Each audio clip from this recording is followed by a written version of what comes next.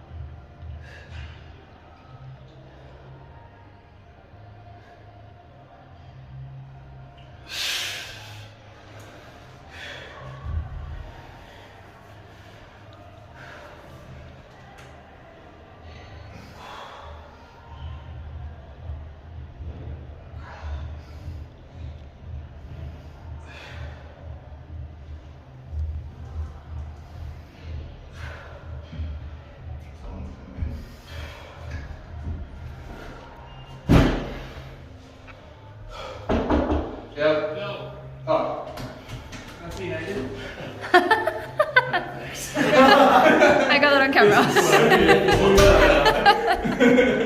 Sign me up. The other reason I come to the gym.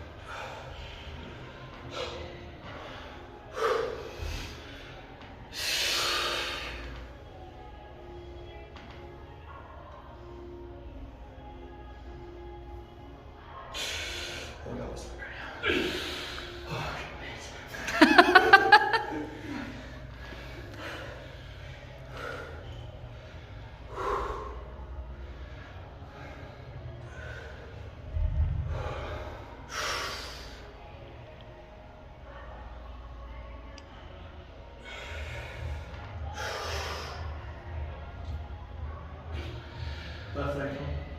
There you go. Yeah.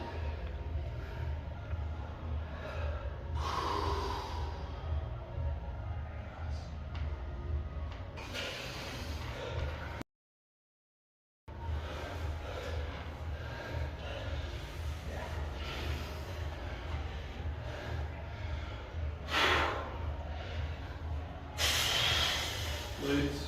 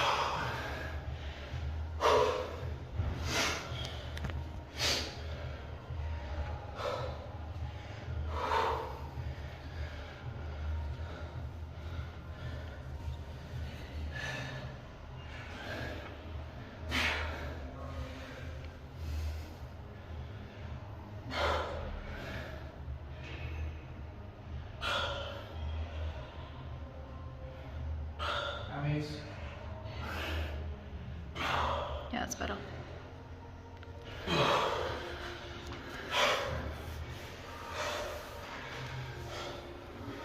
Finish it off.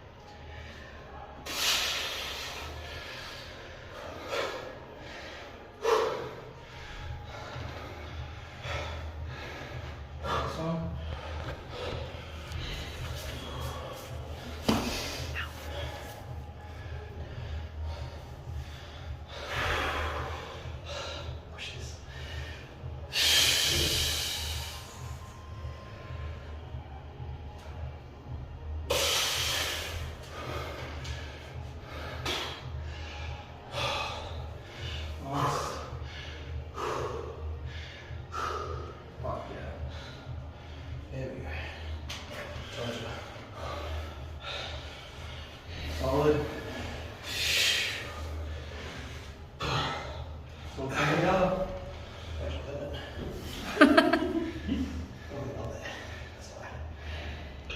I love that I can sit here and have ease. It's just so much satisfaction. I'm like, and watching you go, oh my yes. So we just trained legs too. I was like, fuck you. But I'm like, you guys did the same thing with me. And I got so much satisfaction out of it.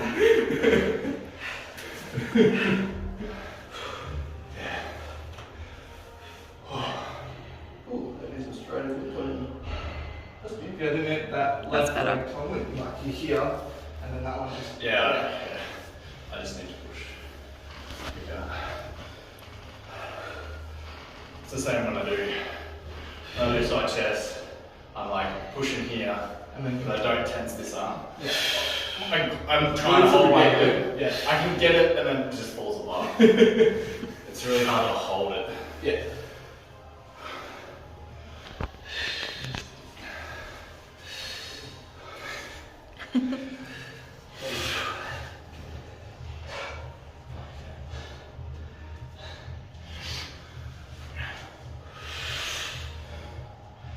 They're fucking thin, fucking skins. Just get fucking diarrhea. Yeah. It works every time. Perfect. That's how we do it. Healthy. You have to cut calories and you diarrhea. Yeah, eat as much as you want. Yeah. Make sure you get food poisoning. It's like again. the rear version of bulimia. Yeah. Have you seen the? Like I've seen. You used to follow this dude. Some kind of like one of those people that puts food in his mouth and chews it and then just spits it out, so he gets the taste and the texture. Oh. You see that, doesn't it? It's fucking bulimic ass. Yeah, it's like you're not swallowing it and throwing it up, but it's basically the same. It doesn't even work because it still triggers the salivatic responses in the mouth, which the way that the brain and the nerves connect to your tongue, you're still going to begin the digestive process as if you've eaten food. Yeah. So you No, but still that's- get that's insulin what- responses from it. But that's what they don't care about that. They just want the taste and you know Yeah. what the calories are. Alright, I gotta run. You guys look good. More girls than do, or? Yeah. Obviously. I'm gonna see what, so I'll chat to him about Oh, yes. zero. What is going on, guys? No, just kidding, what's going on? So we just finished the first leg day of the week. Considering the health condition or current condition of my digestive health I have at the moment, it was actually a pretty progressive session. It was pretty good. Moving away from hack squats. Although we really like hacks and pendulums for the sheer intensity accumulation you can build in them, and obviously intensity is a core value we try to train with, it's also getting to the point now where the emphasis needs to be on a lot more placed on controlled movement and actually isolating and contracting the muscle properly. We're not trying to achieve or grow more muscle, we're trying to retain the muscle we have. So if we're just simply so tired and like forcing out intensity that we're just going through what you may call passive range of motion, where the machine itself, the load is so heavy and the mechanics of the machine forces you into that depth, without real control, then you're going to lose a lot of mechanical tension and isolation of the muscle you're trying to work. That is the limiting factor of the movement.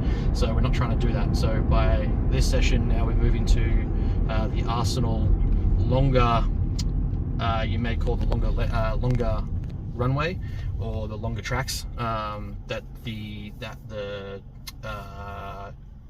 carriage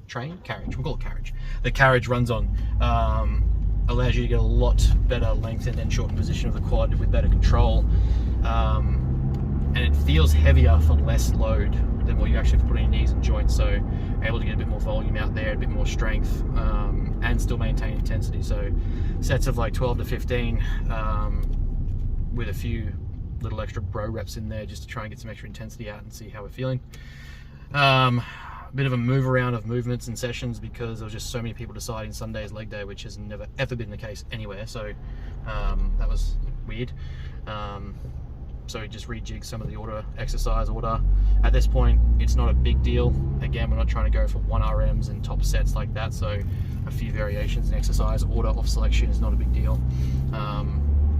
RDLs are probably not going to progress too much on any further. It's just simply going to be maintaining volume or increasing reps where we can, or maintaining reps as weight goes down. So Tom had an extra high day yesterday and is actually up to maintain the exact same weight this morning. I had my low day yesterday and still at 90, also down to 91.7 this morning. So yeah, the likelihood of progressing and stuff with weight dropping down isn't going to be too great. So to me, I would consider the decline in weight and the maintenance of strength volume a degree of progression, because the differential between the weight and weight moved ratio is increasing, which at the very minimum or very least is enough stimulus to maintain muscle tissue as much as possible, maintain mechanical tension with protein is going to be adequate enough to sustain muscle instead of atrophy.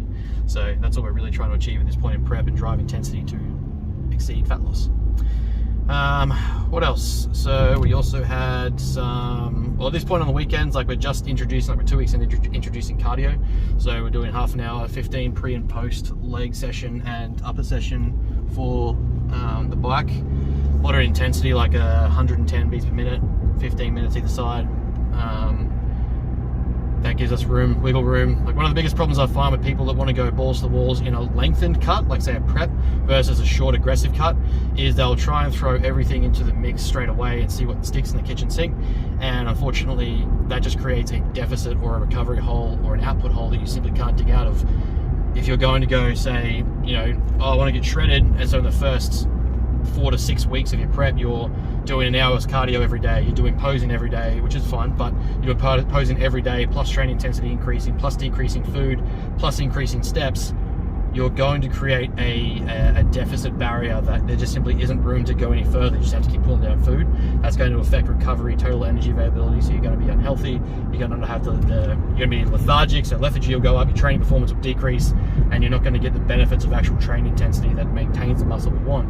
And so you're really just going to atrophy a whole lot and end up feeling like shit, most likely injure yourself and pull out. So to have this wiggle room at 8 weeks out now to be able to increase cardio capacity is a good thing, because it means we don't have to adjust food much further and still get bone dry. So without a calorie drop in, I think, 4 weeks, Tom is still progressing downwards. In fact, I gave him an extra high day this week because he's looking so good and his body's just responding so well. So he was a bit mentally fatigued in terms of diet fatigue. So having an extra high day is going to be helpful for him, just to replenish a bit of that.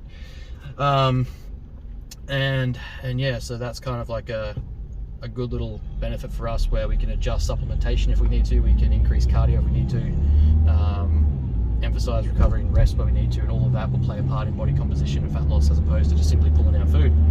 So that's kind of, yeah, where this session ends up at the end of our week. But for us, like I said at the start of the video, we are starting our weeks now on a Saturday leading into the show, so that we finish our programming pretty much bang on prep. That gives us a good depletion period, make sure the training's done, make sure food's in, and make sure we're rested. So that'll be pretty much how we run the next 8 weeks, potentially depending on condition. There might be a peak week trial at the, say, 2 week out mark. We're looking to trial a front end load where we'll fill up at the start of the week and kind of titrate downwards to a maintenance level of calories to sustain the look, as opposed to try and fill up at the back end. Both Tom and my stomachs probably won't benefit from, especially being tighter and with vacuums and things like that. Trying to digest and, you know, pull in 1,000 carbs or something like that is not going to be ideal, you know, a day or two before the show.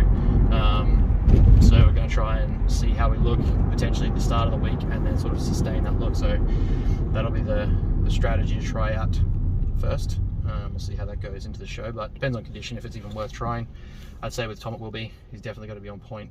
He's bringing a look and condition that I don't think he's ever had before. So that's going to be exciting to see unfold. Yeah, that is pretty much our leg session pre and post wrap up. We didn't really get any training footage today, but we'll probably start getting that in the weeks to come, with some people putting their hand up to help out with recording. But yeah, that's that, and I'll probably do another one of these next week.